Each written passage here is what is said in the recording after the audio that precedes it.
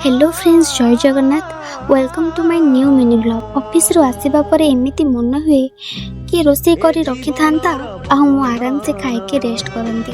Office रू 10 घंटा काम करी आसीबा परे बॉडी रा एनर्जी न थाए काम करबा पई, किंतु जेहेतु आमे घर ठारू एते दूर रे रहुछे तो एका सब करबा को पड़े। आज दिन थिला मंगलवार, तो आज मो साधा रोषे करुଥିଲି। एटे बैगण भाजुଥିଲି, दही बैगण करबा पई कुकर रे डाली बसे देतेली। डाली हेला परे भलसे छुंको मारी देली। बाहर जोरे मेघ पवन आसीथिला, तो करेंट भी पळैथिला, सेते पई छात ऊपर को पळैथिली। ठंडा पवन भी दउथिला, तो फ्रेंड कहिला छात ऊपर खाइबा। तापरे आमे छात ऊपर को ही नहीं गलु। सज पखाळ, दही बैगण ता सहित टमाटो पाग करिथिलु। डाली किछि गली थिला, तो ताको आमे दुई जण सांग होइकी पीदेलु।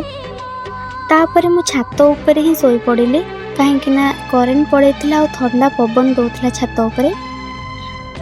किछि समय परे करेंट आसिला और टिके टिके वर्षा भी पकेला। छात ऊपर आ सोई हेला नै, सेते पई मो रूम को पळेले। आजिर दिनटी मोर किछि एमती ही कटिला।